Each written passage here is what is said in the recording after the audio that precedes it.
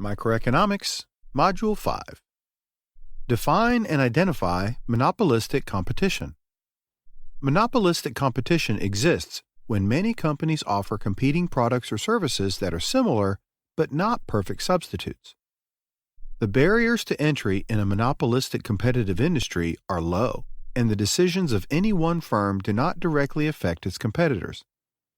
The competing companies differentiate themselves based on pricing and marketing decisions. In monopolistic competition, a large number of firms compete. Common household items such as detergent, toothpaste, and others are examples. They are similar but not identical. Pricing is often the key determinant for competitors. Quantity for the set price is also a way they differentiate from one another. One company may opt to lower prices and sacrifice a higher profit margin, hoping for higher sales. Another may raise its price and use packaging or marketing that suggests better quality or sophistication. When each product serves the same purpose, branding becomes more important. The customer's perception of value is perhaps more important than any appreciable difference between products. In monopolistic competition, each firm supplies a small part of the total market output. Low barriers to entry. No one firm holds a monopoly as many companies compete for the demand of consumers. Branding and pricing is the strategy used to gain market share. Product differentiation. Competing companies differentiate their similar products with distinct marketing strategies, brand names, and different quality levels. The key feature of monopolistic competition that distinguishes it from perfect competition is product differentiation. Product differentiation exists within an industry if there are close but no perfect substitutes for a product. Pricing.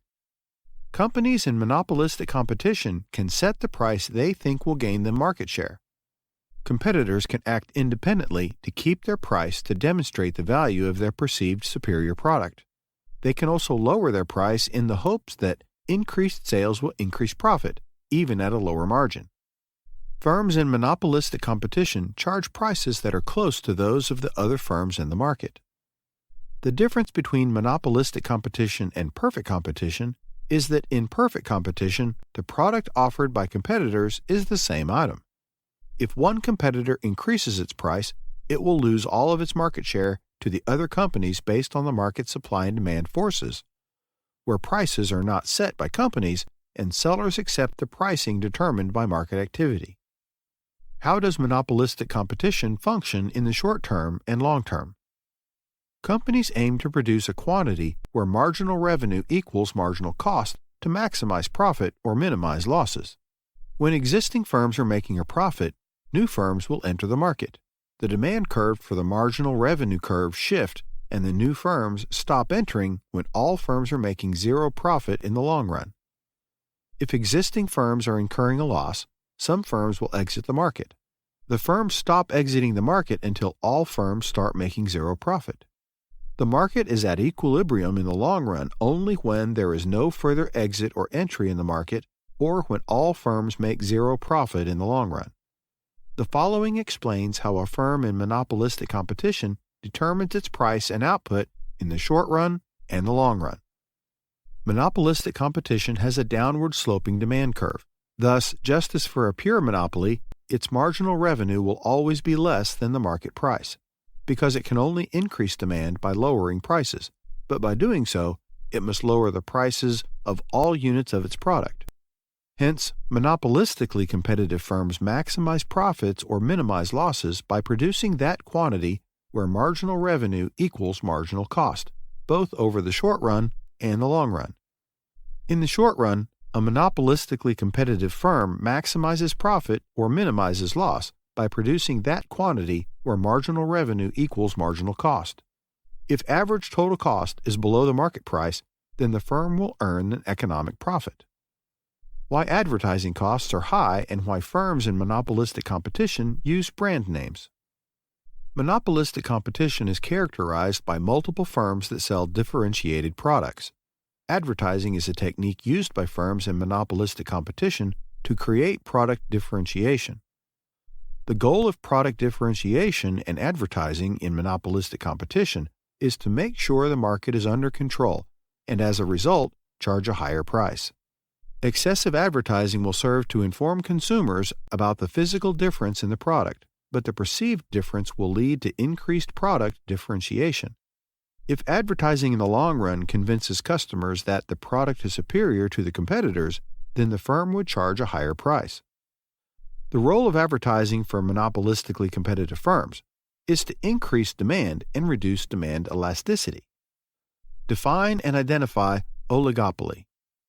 An oligopoly is a market structure with a small number of firms, none of which can keep the others from having significant influence. The concentration ratio measures the market share of the largest firms. A monopoly is a market with only one producer. A duopoly has two firms. An oligopoly consists of two or more firms. There is no precise upper limit to the number of firms in an oligopoly, but the number must be low enough that the actions of one firm significantly influence the others. When only a small number of producers compete with each other is a defining characteristic of oligopoly. The term oligopoly refers to a small number of producers working either explicitly or tactically to restrict output and/or fix prices in order to achieve above-normal market returns. Economic, legal, and technological factors can contribute to the formation and maintenance or dissolution of oligopolies. Government policy can discourage or encourage oligopolistic behavior, and firms in mixed economies often seek government blessing for ways to limit competition. Examples of oligopolies include steel manufacturers, oil companies, railroads, and tire manufacturing. The economic and legal concern is that an oligopoly can block new entrants, slow innovation, and increase prices, all of which harm consumers. Firms in an oligopoly set prices, whether collectively, such as OPEC setting the price per barrel of oil. Profit margins are thus higher than they would be in a more competitive market. A distinguishing characteristic of oligopoly is natural or legal barriers prevent the entry of new firms. How game theory explains how price and output are determined in oligopoly. The main problem that these firms face is that each firm has an incentive to cheat. If all firms in the oligopoly agree to jointly restrict supply and keep prices high, then each firm stands to capture substantial business from the others by breaking the agreement, undercutting the others. Such competition can be waged through prices or through simply the individual company expanding its own output brought to market. Game theorists have developed models for these scenarios, which form a sort of prisoner's dilemma. When costs and benefits are balanced so that no firm wants to break from the group, it is considered the Nash equilibrium state for oligopolies. This can be achieved by contractual or market conditions, legal restrictions, or strategic relationships between members of the oligopoly that enable the punishment of cheaters. A common scenario for applying game theory to decision makers is the prisoner's dilemma. Beanie and Stella were arrested for robbing banks. Each was interrogated in separate rooms, where the interrogators offered them a choice. If they both confessed, they would both get 5 years in prison. If one confessed, the confessor would go free, while the other would get 10 years. If neither confessed, then they would each get 2 years. Prisoner's Dilemma Payoff Matrix. Stella confesses, 5 years. Beanie confesses, 5 years. Stella silent, 10 years. Beanie confesses, goes free. Stella confesses, goes free. Beanie silent, 10 years. Stella silent, 2 years. Beanie silent, 2 years. The best possibility for both as a group would be if neither confessed, which would mean that they would only have to spend 2 years in prison. When firms in an oligopoly must decide about quantity and pricing, they must consider what the other firms will do, since quantity and price are inversely related. If all the firms produce too much, then the price may drop below where marginal cost equals marginal revenue for the oligopoly as a whole. Then they can maximize their profits. However, they do have one advantage over the prisoner's dilemma scenario. They usually know what the other firms did in the past, so they can decide on quantity and pricing based on the assumptions that they will act in the same way in the future. But if the firm is wrong in its anticipation, then they can make corrections in its production schedule. This is how to use game theory to explain other strategic decisions. Antitrust laws that regulate oligopoly. Antitrust systems have always encountered problems in markets with oligopolistic structures.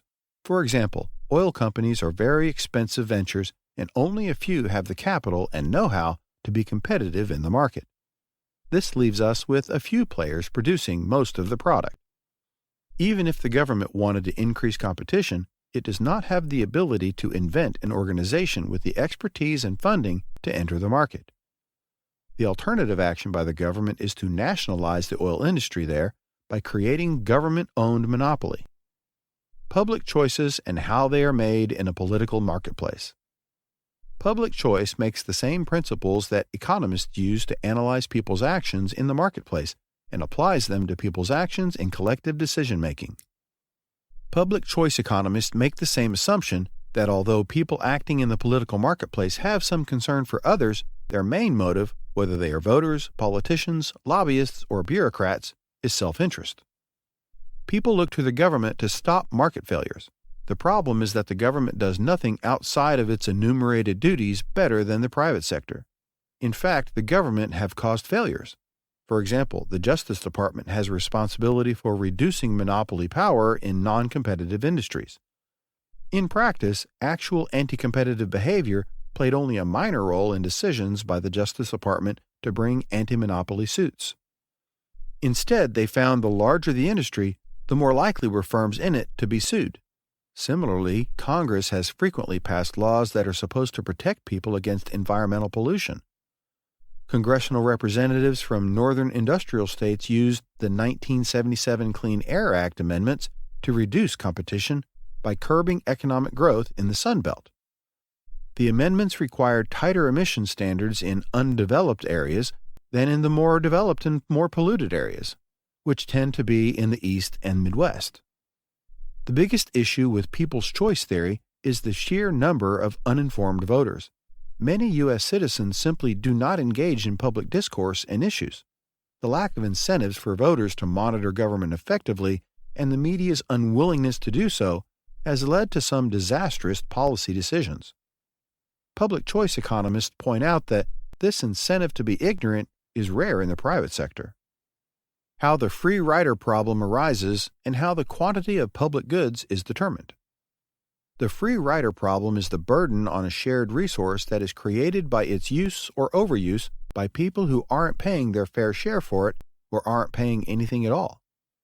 There are 330 million people in the United States. Only 115 million pay taxes. That means that a lot of people are protected by the military, fire, and police that do not pay for it. They go to schools, ride on the roads, and do not pay the taxes to maintain them. People who listen to the public radio and do not donate to it are free riders. Free riding is considered a failure of the conventional free market system. The problem occurs when some members of a community fail to contribute their fair share to the cost of a shared resource. Their failure to contribute makes the resource economically infeasible to produce. The free rider problem is an issue in economics. It is considered an example of a market failure. That is, it is an inefficient distribution of goods or services that occurs when some individuals are allowed to consume more than their fair share of the shared resource, or pay less than their fair share of the cost. Some will try to convince you that the top earners in this country do not pay their fair share. The truth, according to the tax record, is that the top 1%'s income share was 22.2% in 2020. And its share of federal income taxes paid was 42.3%. That means that the top 1% pays 42.3% of all taxes, and the remaining 99% of taxpayers only pays 57.7%.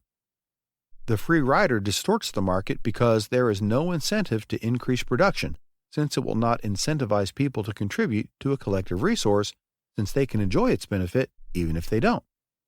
The result is that once again the taxpayer, through government, has to subsidize the production of goods, or it would not be profitable for manufacturers and growers to increase production. Free rider problem. When everyone can consume a resource in unlimited amounts. When no one can limit anyone else's consumption. When someone has to produce and maintain the resource. Economists point out that no business would voluntarily produce goods or services under these conditions. When the free rider problem looms, businesses back away. Either the shared resource will not be provided, or a public agency must provide it using taxpayer funds. How externalities arise. Externalities occur in an economy when the production or consumption of a specific good or service impacts a third party that is not directly related to the production or consumption of that good or service. Almost all externalities are considered to be technical externalities. Technical externalities have an impact on the consumption and production opportunities of unrelated third parties, but the price of consumption does not include the externalities. This exclusion creates a gap between the gain or loss of private individuals and the aggregate gain or loss of society as a whole. An externality occurs when some of the costs of producing a good are paid by someone other than the producer. An example is pollution, where the government passed legislation to impose cost on producers of pollution. However, third parties such as nearby residents pay for increased health care. This additional cost levied by the government are passed on to consumers, making goods more expensive. Regulations issued during the first 2 years of the Biden administration cost the economy an estimated $309 billion.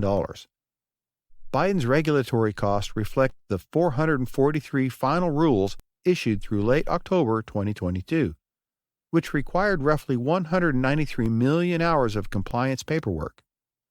This has contributed to the higher cost of goods from 2021 to 2023. Most externalities are negative. They take form in some sort of byproduct or waste. Many people do not know that producing solar panels creates toxic waste. Solar panel waste can include heavy metals such as silver, lead, arsenic, and cadmium. At present, the government supports solar panels and subsidizes homeowners to encourage them to install them. At the same time, they are discouraging the use of traditional energy based on their externalities. An externality is a byproduct of the primary process. This side effect may be good or bad and may be caused by a production process or consumption process. Many externalities relate to the environment due to the nature of company and individual actions, though there are many ways governments, companies, and people can take responsibility to both prevent and rectify externalities. The tragedy of the commons and its possible solution. The tragedy of the commons is an economics problem in which every individual has an incentive to consume a resource, but at the expense of every other individual, with no way to exclude anyone from consuming. Initially, it was formulated by asking what would happen if every shepherd, acting in their own self-interest, allowed their flock to graze on the common field. If everybody does act in their apparent own best interest, it results in harmful overconsumption. All the grass is eaten, to the detriment of everyone. The problem can also result in underinvestment, since who is going to pay to plant new seed? And ultimately, total depletion of the resource. As the demand for the resource overwhelms the supply, every individual who consumes an additional unit directly harms others, and themselves too, who can no longer enjoy the benefits. Generally, the resource of interest is easily available to all individuals without barriers, i.e., the commons. The tragedy of the commons is a problem in economics that occurs when individuals neglect the well-being of society in the pursuit of personal gain. This leads to overconsumption and ultimately depletion of the common resource, to everybody's detriment. For a tragedy of the commons to occur, a resource must be scarce, rivalrous in consumption, and non-excludable. Solutions to the tragedy of the commons include the imposition of private property rights, government regulation, or the development of a collective action arrangement. The critical aspect to understanding and overcoming of the tragedy of the commons is the role that institutional and technological factors play in the rivalry and excludability of a good. Human societies have evolved many varied methods of dividing up and enforcing exclusive rights to economic goods and natural resources, or punishing those who overconsume common resources over the course of history.